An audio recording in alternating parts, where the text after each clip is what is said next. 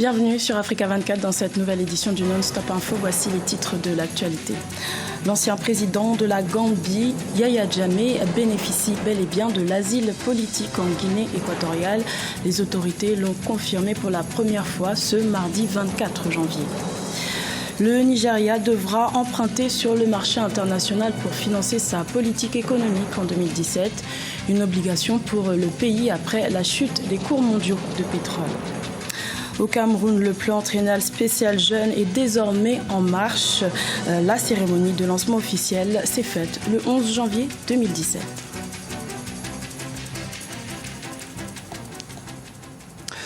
L'ancien président de la Gambie, Yahya Jammeh, a bien été accueilli en tant qu'exilé politique en Guinée équatoriale après son départ de Banjul le 21 janvier. Le président de la Guinée équatoriale, Teodoro Obiang Nguema Mbasogo, l'a confirmé ce mardi 24 janvier. Ce dernier a affirmé que la Guinée équatoriale offrirait à Yahya Jammeh toutes les garanties de sécurité et d'un séjour pacifique. Écoutons à ce propos le porte-parole du gouvernement de la Guinée équatoriale.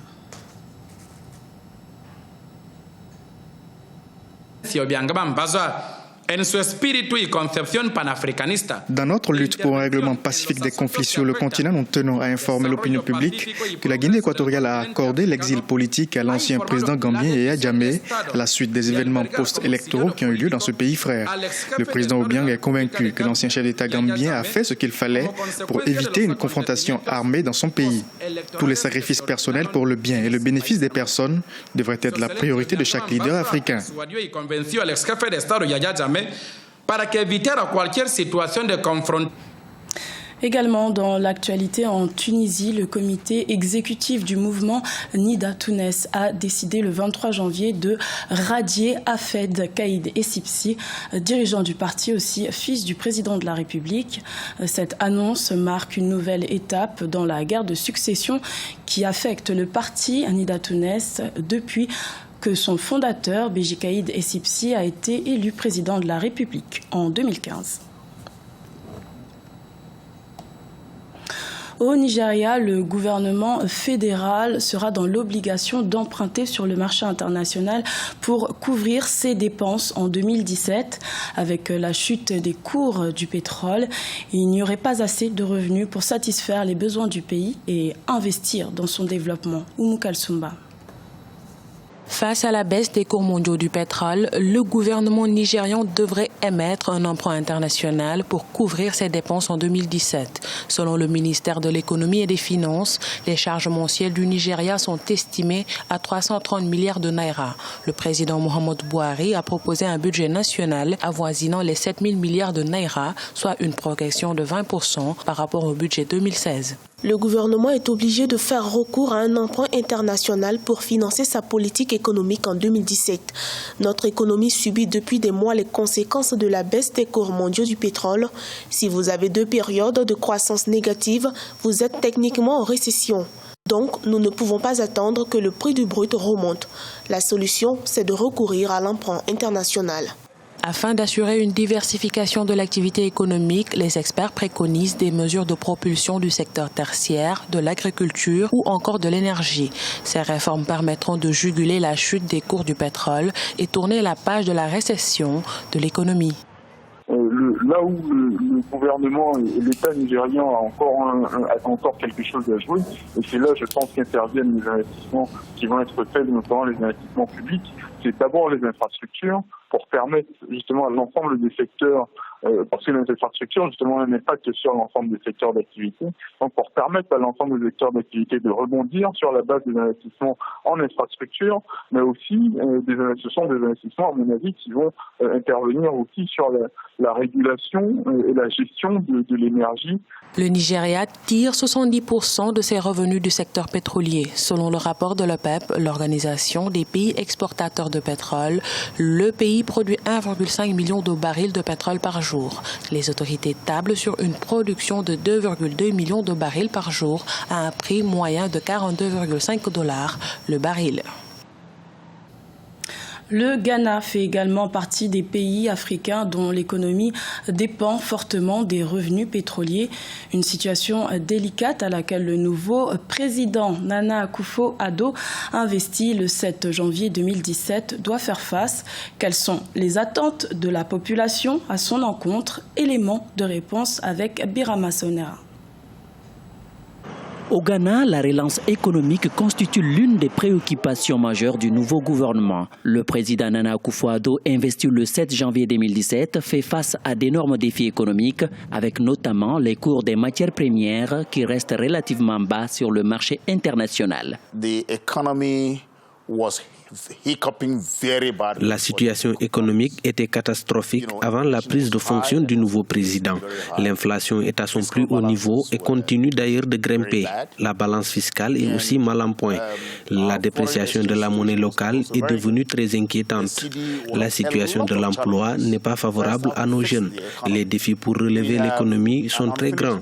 Les clauses des contrats signés avec le FMI ne sont pas des plus aisées pour une économie comme la nôtre. Ces contrats doivent être renégociés. Depuis 2014, les principaux revenus d'exportation ont chuté à cause de la baisse des cours du pétrole, de l'or et du cacao sur le marché international. Les investisseurs internationaux s'inquiètent aussi du climat des affaires. À cela s'ajoute la forte propension de l'État ghanéen à recourir à l'endettement. Au début de l'année 2016, le Ghana a cherché un plan de sauvetage de 918 millions de dollars auprès des bailleurs internationaux. L'investissement est à un très bas niveau, surtout à cause de la montée de la corruption. Mais l'une des principales causes de cette baisse, c'est le déficit énergétique. De nombreux investisseurs sont partis. Mais aujourd'hui, avec les nouveaux dirigeants, nous espérons un changement positif. Le Ghana, il y a encore quelques années, était une destination de rêve pour les affaires. Avec Nana Akufo-Addo, nous espérons une nouvelle confiance des investisseurs étrangers. Au Ghana, l'enthousiasme qui a suivi l'élection du nouveau président Nana Akufo-Addo ne s'est pas encore estompé. Dans une tentative de relancer la croissance, Nana Akufo-Addo a promis lors de la campagne électorale de donner l'emploi aux jeunes et de mettre en place d'autres projets de développement. Des promesses qui sont prises au sérieux par les populations en vue d'améliorer leur situation socio-économique. Au Cameroun, le plan triennal spécial jeunes promis par le chef de l'État en 2016 a officiellement été lancé le 11 janvier 2017. Pour cette première phase, plus de 30 jeunes ont reçu l'appui du gouvernement pour la réalisation de leurs projets. Reportage de Chérif Ousmane Bardonka. Lancée officiellement le 11 janvier 2017 à Yaoundé, cette opération décrétée par le chef de l'État en février 2016 a vu 38 jeunes issus des 10 régions du pays recevoir matériel et chèques en vue de la mise en œuvre de leurs projets. Sont ainsi ciblés l'agriculture, l'industrie, l'économie numérique et l'innovation technologique. Et pour ce faire, le ministère de la Jeunesse a développé 3 composantes orientées vers les besoins spécifiques des jeunes. Et ces domaines couvrent en réalité l'ensemble des activités de la jeunesse. Vous savez, c'est ça la spécialité de ce plan triennal spécial jeune. Nous recueillons d'abord les aspirations des jeunes.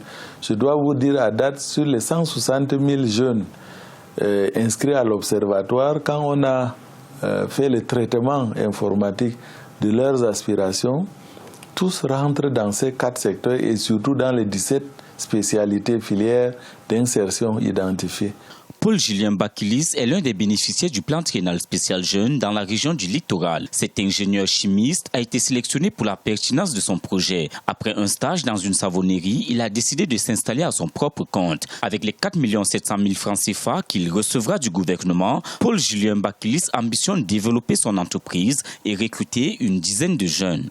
Mon projet, je l'ai évalué à 13 millions et j'ai sollicité un financement de 11 millions. Bon, j'ai évalué le projet, j'ai évalué la rentabilité et tout ce qui va avec par la mise sur pied d'un business plan. Et puis, mon projet a été évalué rentable au-delà de 3 ans et demi. Et d'autres points forts de mon projet, c'est les emplois que ça va générer. Mon fonds propre était à 2 millions. Sur cette base-là, je n'aurais jamais pu mettre sur pied une savonnerie. Mais avec l'apport que le plan triennal, la plus-value, c'est forcément me permet déjà de mettre sur pied mon entreprise, créer des emplois. À terme, 1,5 million de jeunes seront enrôlés dans ce plan qui s'étalera sur 3 ans pour un coût global de 102 milliards de francs CFA. Pour le président de la République, Paul Biya, cette initiative devrait assurer la promotion et l'épanouissement intégral de la jeunesse et devrait par la même occasion lui donner une autonomie économique. Ce journal a été réalisé par l'ensemble de la rédaction. Merci de votre fidélité. Retrouvez dans un instant une nouvelle édition de l'information sur Africa 24.